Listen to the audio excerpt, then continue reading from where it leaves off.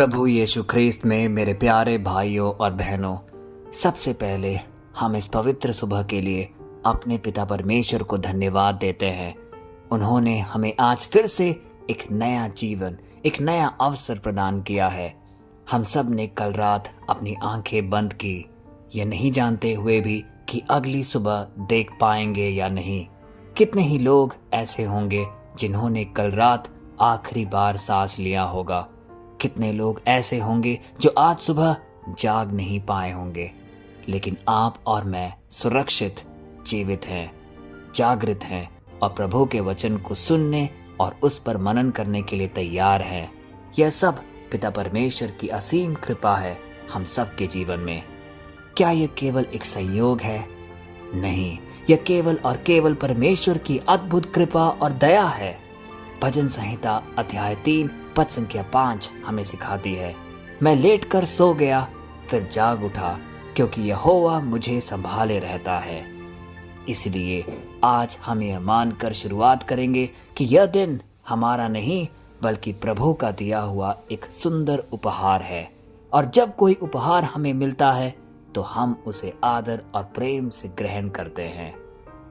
भाइयों और बहनों, जरा सोचिए, कल रात हम किस अवस्था, किस विचार में हम सोए। कुछ लोग चिंता में सोए होंगे, तो कोई थकावट में, कोई आंसुओं के बीच, तो कोई निराशा और नकारात्मक सोच के बीच। लेकिन चाहे आप जैसे भी सोए, प्रभु ने अपनी दया से हम सबको सुरक्षित रखा और एक नया दिन दिखाने का प्रयत्न किया। कितनी दुर्घटनाएं हो सकती थी रात भर में, कितने अनजाने खतरे थे, लेकिन परमेश्वर ने अपने स्वर्गदूतों को आपके चारों ओर तैनात रखा ताकि हम सुरक्षित रहे, ताकि हम आज फिर सुबह उठकर पिता परमेश्वर के वचन का अध्ययन कर सके। यह उसकी कृपा है हम सबके जीवन में। भजन संहिता अध्याय 91 पद संख्या 11 हमें कहती है, क्योंकि वह तेरे विषय अपने दूतों को आज्ञा देगा कि तेरी सब मांगों में तेरी रक्षा करे। प्यारे भाई और बहनों, इसलिए हम माने कि अगर हम आज सुबह जागे हैं तो यह परमेश्वर के प्रेम और सुरक्षा का प्रत्यक्ष प्रमाण है। हर सुबह परमेश्वर हमें एक नया संदेश देता है। कल की गलतियों को वहीं छोड़ दो, कल के आंसुओं को पीछे छोड़ दो, कल के संघर्षों को बीते हुए कल का हिस्सा मानो।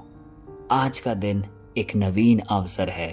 परमेश्वर ने हमें एक नया अवसर देने के लिए दिया है। विलाप गीत अध्याय 3 पद संख्या 23 हमें यह बताता है, हर सुबह यह नई होती रहती है, तेरी सच्चाई महान है। इसका अर्थ स्पष्ट है कि प्रभु की दया हर सुबह ताजा होती रहती है। कल अगर हम कमजोर पड़े थे, कल अगर हम गिर गए थे, तो भी आज प्रभु हमें उठाने का एक नया अवसर प्रदान करता है। भाइयों और बहनों, हम अक्सर सुबह उठते ही मोबाइल उठाते हैं, समाचार देखते हैं, दिन की योजनाएं बनाते हैं, लेकिन क्या हम सबसे पहले परमेश्वर को धन्यवाद देते हैं? आज मैं आपसे यह कहता हूँ, इस आदत को बदलें। सुबह की पहली सांस से ही अपने प्रभु ईश्वर को धन्यवाद दें, क्योंकि वह ही हमारा रचयिता है। उसी ने हमें एक सुंदर अवसर प्रदान किया है जिसके फलस्वरूप हम जीवित हैं। धन्यवाद कि उन्होंने हमें एक नया जीवन दिया। धन्यवाद कि हमारे परिवार को सुरक्षित रखा। धन्यवाद कि हमारे सिर पर छत है, खाने के लिए रोटी है और दिन की शुरुआत करने के लिए एक अच्छा स्वास्थ्य है। प्रियजनों, जैसे एक बच्चा अपने पिता का हाथ पकड़कर चलता है, वैसे ही हमें अपना पूरा दिन प्रभु के हाथों में सौंपना है। आज जो भी काम हम करेंगे, प्रभु की इच्छा उसमें सम्मिलित हो।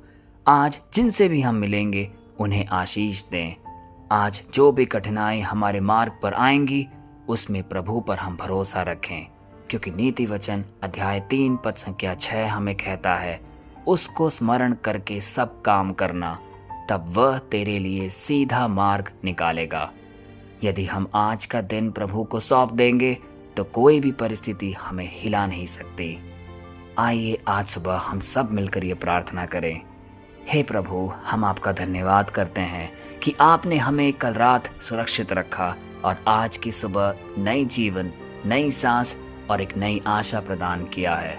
प्रभु, हम अपने इस पूरे दिन को आपके हाथों में आज सौंपते हैं। हमारे विचारों, हमारे शब्दों और हमारे कामों में आपकी पवित्र आत्मा का मार्गदर्शन हो। हे प्रभु, हम पर अपनी शांति, आनंद और सामर्थ्य बरसाएं।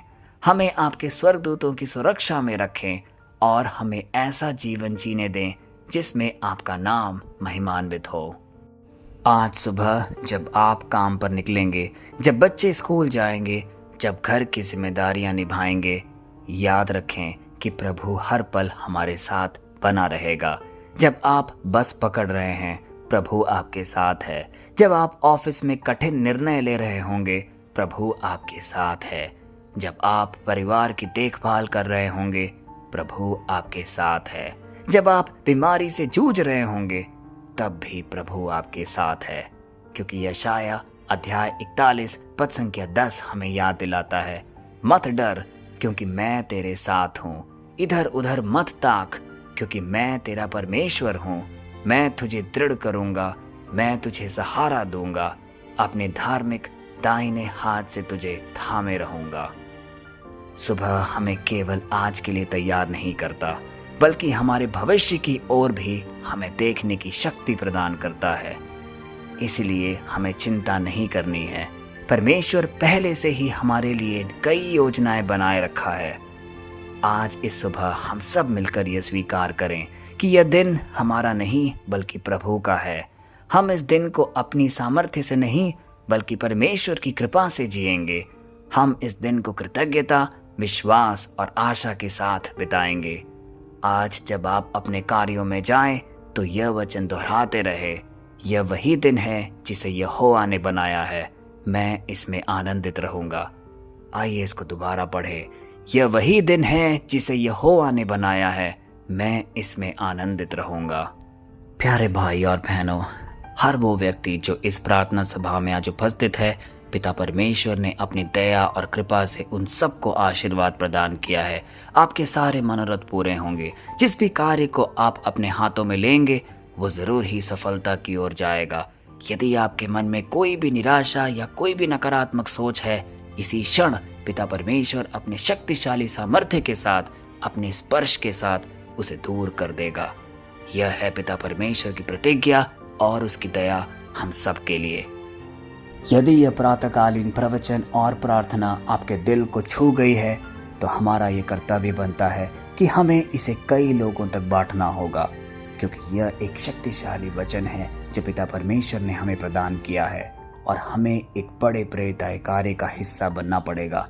जितने ही लोग इस वचन को अपने दिल से अनुभव करेंगे, उनका जीवन भी पिता परमेश्वर के स्पर्श से आशीषित होगा और हम सब एक प्रेरिताई कार्य का हिस्सा बनेंगे।